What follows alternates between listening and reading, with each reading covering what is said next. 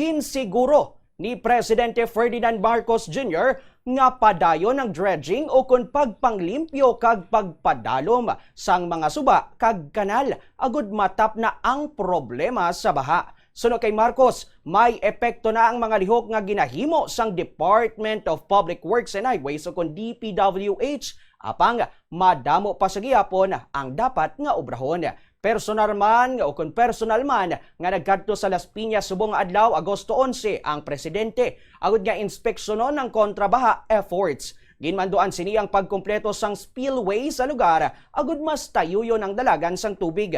Ginsekyar man sang presidente ang kahimtangan sa mga evacuees sa Verdant Covered Court sa Caimito Street, Barangay Pamplona 3, Las Piñas City. Isang Las Piñas sa mga lugar nga nakaeksperyensya sang malala nga pagbaha bangod sa bagat sa nagligad nga mga inadlaw.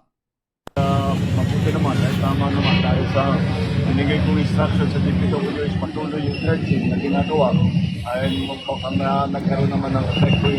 Hindi ganun kalala ang pagbaba, medyo nabawasan. Dati hanggang dibdib kahapon, ngayon wala pa, hindi na hanggang kulang pa sa tuhod ang baha.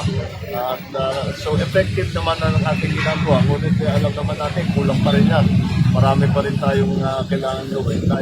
Kung halimbawa sa dredging, ngayon lang tayo nag-dredge ulit na tinigil ng moratorium sa dredging for 12 years. So 12 years walang dredging. Kaya pababaw ng pababaw yung mga ilog natin, yung mga spillway natin.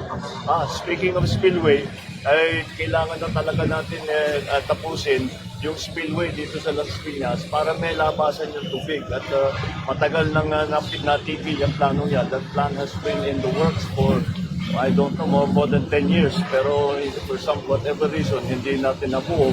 At ngayon, kailangan gagawin na natin. So I've given instructions to Secretary Vince na tignan na muna natin, balikan na natin ang mga plano. Tignan natin kung may kailangan palitan. But whatever it is, kung anong kailangan gawin, kailangan po tapusin na natin, ilagay na natin yung spillway. Malaking bagay yan para sa pagbabaha ng NCR. Si President Ferdinand Marcos Jr.